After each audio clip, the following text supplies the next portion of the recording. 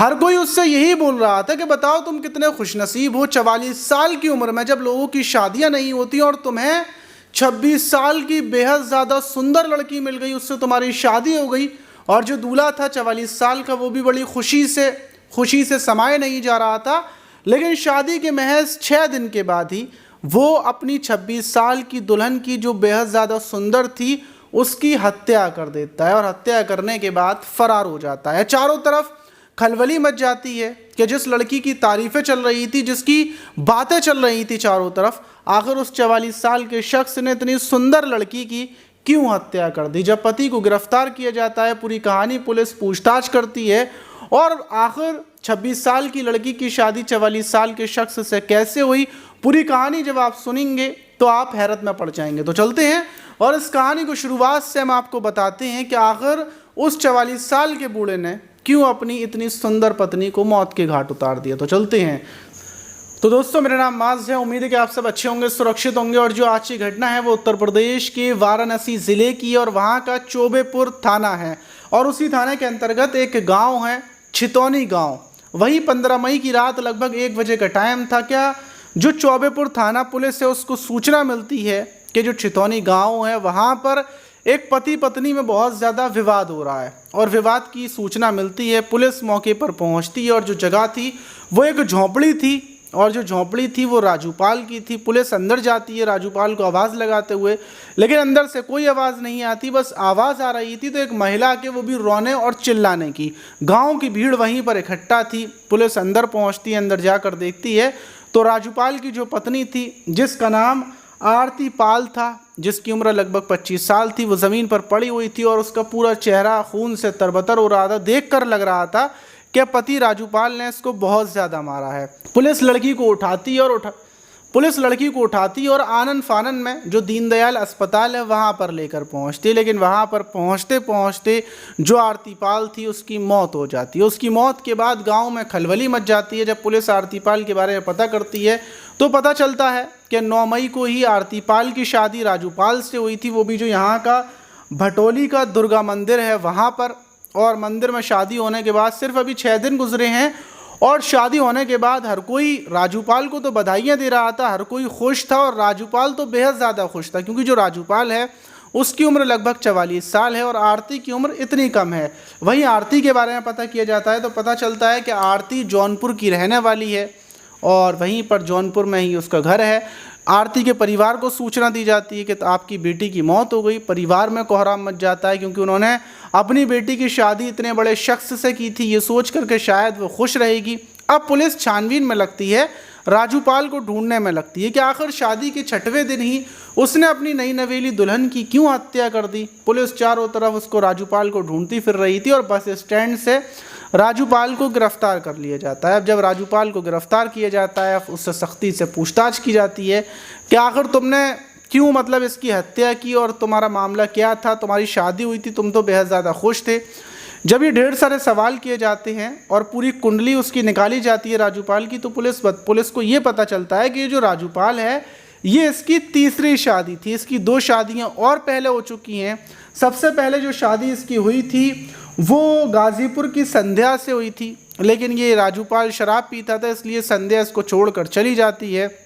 फिर इसकी दूसरी शादी जो अदलाहट है वहाँ से पुष्पा से हुई थी और पुष्पा भी कुछ महीने इसके साथ रहती है और इसको छोड़कर चली जाती है, क्योंकि इसकी आदत बेहद ज़्यादा ख़राब थी। ये शराब पीकर लड़ता था, झगड़ता था और यही होता था। वही 2 शादियाँ होने के बाद फिर जो इसकी बहन है, इसकी बहन के जीजा से इसकी लड़ाई हो जाती है और लड़ाई में ये अपने जीजा की हत्या कर देता है और फिर ये जेल चला जाता है और तब से ये जेल में था। वहीं नवंबर 2024 में ये ज़मानत पर रिहा होकर आता है और बाहर आने के बाद फिर ये अपनी ज़िंदगी को जीना शुरू करता है और उसी बीच इसका शादी करने का मन होता है। वहीं इसको कोई बताता है कि जौनपुर की रहने वाली जो आरती पाल है उसका परिवार उसके लिए एक लड़का ढूंढ रहा है, क्योंकि ये कास्ट की भी है।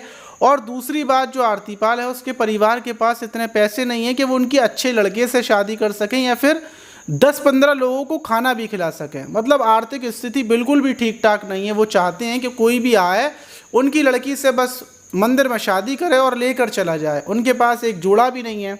तो जब इसको पता चलती है तो ये आरतीपाल के परिवार से कांटेक्ट करता है और परिवार को पता चलता है कि राजूपाल के पास घर है, पैसा है, सब कुछ है।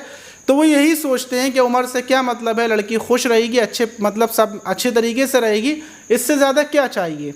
और वो अपनी आरती के साथ राजूपाल की शादी कर देते हैं मंदिर में और विदा कर देते हैं। अब आगे की कहानी राजूपाल ये बताता है कि जब शादी होने के बाद ये बेहद ज़्यादा खुश था, क्योंकि 26 साल की लड़की से इसकी शादी हुई थी। लेकिन शादी के बाद जब वो सुहागरात मनाता है तो वो देखता है कि जो ब्लड वगैरह आता है, जब कोई लड़की कम उम्र की होती है, उसने कभी किसी के साथ कुछ नहीं किया होता, तो पहली बार में थोड़ा बहुत ब्लड आता है। लेकिन आरती के पास मतलब आरती के अंदर से कोई ब्लड वगैरह नहीं निकला। फिर मैंने उससे सवाल जवाब किए कि कहीं तुम्हारा कोई प्रेमी तो नहीं था, कहीं तुम्हारे प्रेमी की वजह से, तुम्हारा प्रेमी होने की वजह से तुम्हारे परिवार ने मुझसे शादी कर दी हो, या फिर मुझे शक होता है कि आरती के हो सकता है अलग अलग लड़कों से संबंध हो, इसीलिए इसने पहले ही ये सब कम कर लिया हो और अब मुझसे इसकी शादी हो गई है। और मैं ये सवाल जवाब करता हूँ, आरती मुझसे लड़ती है, झगड़ती है और हम लोगों में पहली ही रात से विवाद होना शुरू हो जाता है। क्योंकि शादी की पहली रात खून नहीं आया, मेरा दिमाग ख़राब था, मैं समझ चुका था कि आरती ने सब कांड पहले ही कर लिए हैं और तब से मेरा विवाद बराबर चल रहा था और इसी गुस्से में मैं बराबर शराब पी रहा था। बाहर लोग मुझे बधाइयाँ दे रहे थे कि तुम 44 साल के हो, इतनी छोटी लड़की मिल गई। लेकिन जब मैं आरती से मिला था तो मुझे कोई खुशी नहीं हुई थी और मुझे ऐसा भी नहीं लगा था कि आरती इतनी कम उम्र की है। ऐसा लग रहा था कि आरती मतलब कैरेक्टर लेस है और आरती ने बहुत लोगों के साथ ये सब कर चुकी है, इसलिए मेरी विवाद बराबर चल रहा था। मैं आरती से पूछ रहा था, वो मुझसे लड़ रही थी।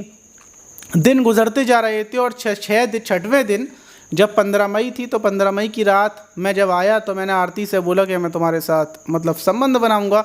तो आरती मना करने लगी, क्योंकि उसने ये बोल दिया कि मैं तो पहले से सबके साथ कर आई हूँ, तो मेरे साथ ये सब नहीं कर सकते।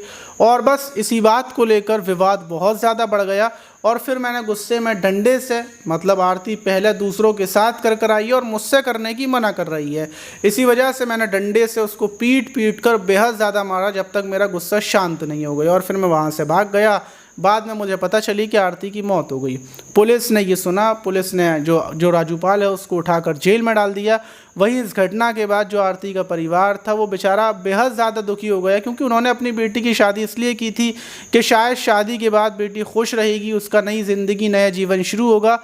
लेकिन परिवार ने ये पूरी जिम्मेदारी अपने ऊपर ले ली कि बताओ आरती की जो हत्या हुई है उसका दोषी परिवार है। अगर परिवार आरती की शादी ना करता इतने बड़े आदमी के साथ और ऐसे आदमी के साथ जिसकी 2 शादियां पहले से टूट गईं, जो 2 पत्नियां पहले से छोड़कर चली गईं, तो शायद आरती के साथ ऐसा ना होता। तो इस घटना से ये भी सीखने को मिलता है कि अगर कोई शख्स है जिसका तलाक हो गया है या फिर कोई महिला है जिसका पहले से तलाक हो गया है 1 या 2, अब आप सोचेंगे कि भाई उस महिला का तो तलाक हो गया 1 बार 2 बार, 2 लोगों ने उसको छोड़ दिया, मैं इससे शादी कर लेता हूँ। तो देखिए, सोच कर देखिए कि जब 2 लोगों ने उसको छोड़ दिया तो किसी ना किसी वजह से तो छोड़ा होगा। जैसी वो देखने में लग रही है शायद वैसी ना होगी।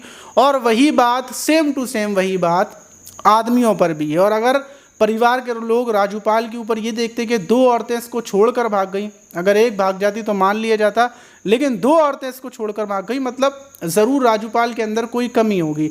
और वो मतलब आरती के साथ शादी ना करते तो शायद आरती ज़िंदा होती, और आरती ने पहले ही दिन लड़ाई होने पर वो अपने मायके चली गई होती तो शायद वो ज़िंदा होती। तो इन घटनाओं से यही सीखने को मिलता है कि वक्त रहते फ़ौरन समझ जाएं, दूसरा मौका ना दें। अगर दूसरा मौका आप देंगे तो फिर आपको समझने का मौका नहीं मिलेगा। नीचे वीडियो के जो नीचे कमेंट बॉक्स हैं वहाँ पर जाकर कमेंट्स कर दीजिएगा। अगर आपको हमारी वीडियोस थोड़ी बहुत ठीक ठाक लगती हों, आपकी कमेंट को अगली वीडियो में ज़रूर पढ़ेंगे और आप इस घटना पर क्या बोलेंगे वो भी ज़रूर बताइएगा। मिलते हैं किसी और वीडियो में।